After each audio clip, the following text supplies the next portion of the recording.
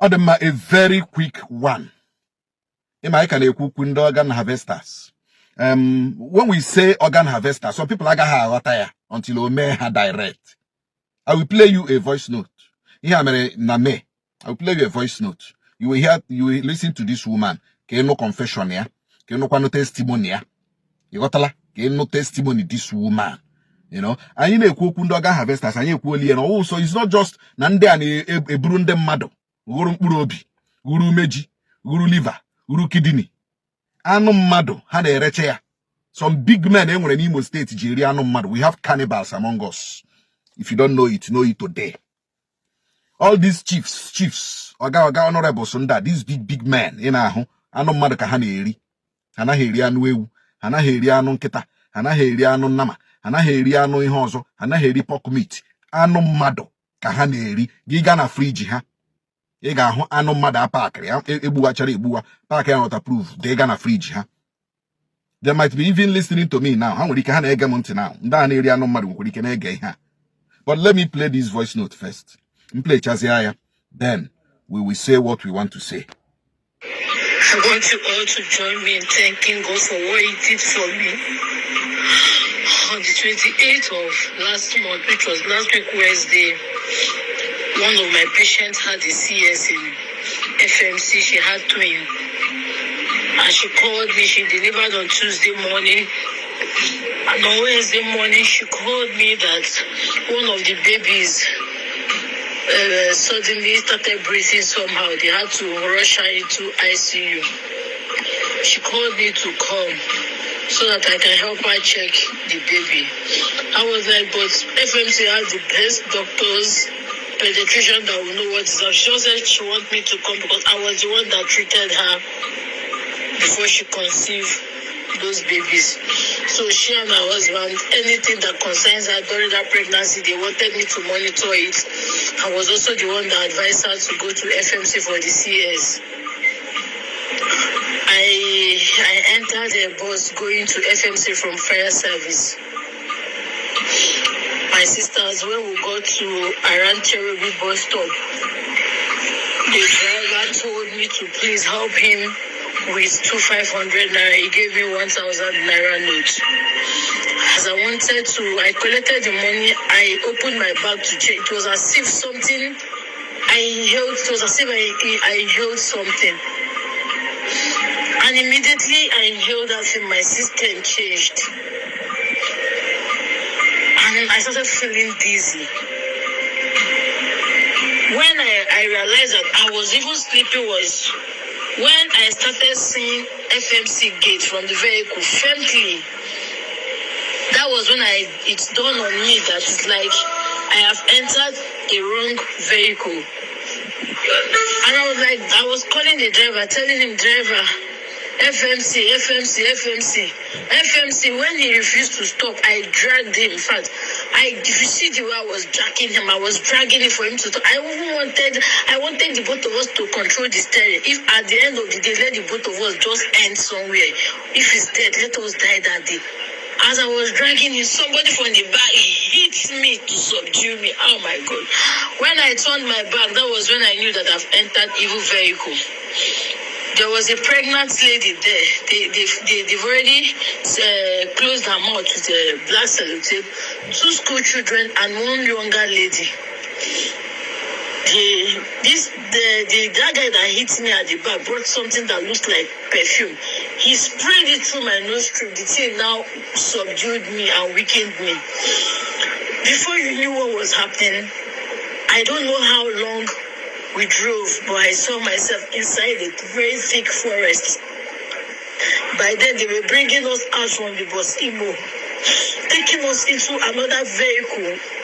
What was written on that vehicle is Toyota Hiace. It's a white color, but inside the vehicle, there is curtain. The glass is tinted. That's why they took all of us there. I was crying, and they brought out an injection. They were trying to inject me. Even the driver, the driver was like, this lady, he was just saying all sorts of things. So the doctor came out. When they called the doctor, they called him Dr. Ima. When the doctor came out, they said, doctor, that he should examine all of us. The doctor used scissors on his hand to tear my trouser. When he tore my trouser, it was like he was touching my lap. He said, Jesus Christ, just always here chief was in the actual. I was crying. I said, God, I've been hearing this thing, but for one day I never believed that this thing is real. I said, God, am I going to end this May dead? My husband will not find me. My parents, so my husband will call my parents on the phone that they are looking for me. My children that went to school, they will come back, they will not see their mother. I was crying and calling on God. I said, God, if you will do this last miracle for me, I will serve you with all my heart. I don't know what came over me. It was as if 10 people entered me. I felt that something entered me. I started fighting these people. I held that doctor's hand. I beat him with all my strength. I beat him to the extent that even his blood was filled my mouth. I was having his blood on my mouth. Even the driver, I dragged him on his penis. I wanted to cut it. I knew they were going to kill me at that moment, but I said, I'm not going to die alone. Let me die with somebody. As my husband and my parents and my children will be crying for my loss, their own family too will be crying for their loss. I don't just know how God did it. There's a prophet. I still remember that man vividly. The prophet had this very dirty looking dada. The prophet came out. When he came out, he looked at me. He said, no.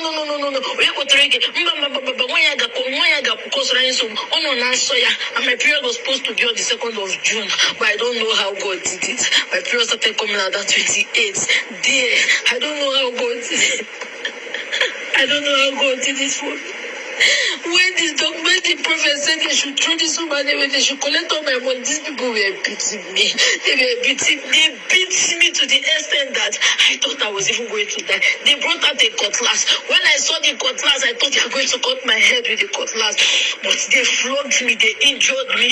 And before you went, doctor said, no, if we continue, the doctor said, no, that my body is very, very good. The prophet said, no, they should throw this woman away. She's going to cause problem for us. People should throw her away. She's going to cause problem for us. That was how they took me back into the Bosimo and they dropped me somewhere.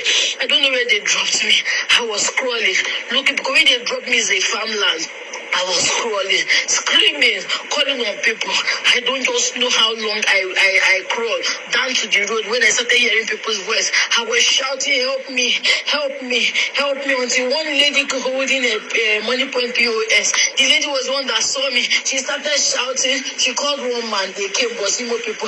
I asked them, please, where is this? They said, it's Nworieubi. I said, Nworieubi. I don't know where is Nworieubi. They asked me where I came from. I said, they said, okay, that they will drop me at Igbada, something Igbada, Rochas Market.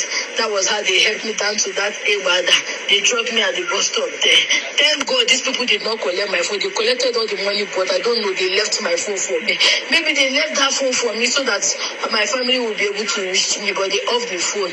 The man that rescued me on my phone, I told him to call my husband.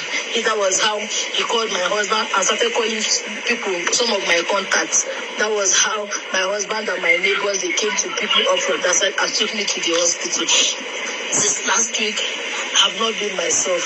I've been on treatment because they really injured me, they really beat me. But it's just today, I have the strength to share my testimony with you people. Everybody be careful. Owerri is no longer safe for anybody. Owerri is no longer safe for us. Let's be careful. What God did for me, I don't know how to thank him enough. I want people to join me to thank God that they did not call you people. They are looking for me, or that they saw my headless body, or that they've taken away all my organs. I'm alive in the land of the living. Though I'm still very down, but I just want to thank God. You guys should join me to thank God. Una ahụ ya maka na oge ụfọdụ anyị na-ekwu ndị mmadụ agaghị aghọtacha. Nke a ozi na Nworieubi ka drọpụrụ the woman. Ndị bi na Nworieubi, jirinu brain unu chekie any thick forest within Nworieubi. Ndị bi na Nworieubi, jirinu brain unu chekie any thick forest within this Nworieubi axis. Then down to side Y junction okwa ya. Ebe Umeze junction. Jirinu obi unu chekie thick forest enwere within this area na Nworieubi. Obodo ajọọla njọ. These people are no longer collecting liver, kidney, and the heart. They are eating flesh. They are cannibals. These big men, because all poor man. Iriano mother all poor man. On the big men under the Iriano mother. On the big men under the Iriano mother. Chineke ga okoko. One dag Iriano nkegi. Okago big man. In area one dag Iriano nkegi. Iga gagide n'ụzọ one day gi disappear Iriano go. And all who mad go delegate. I'm promising you as one for where one for Bitolo, one for Imo State, one for Ibo. I'm promising you, gi onye Iriano mad who delegate go. Iga baga knows one day, fool who delegate go. Jishike Iriano mad. Jishike Iriano mad.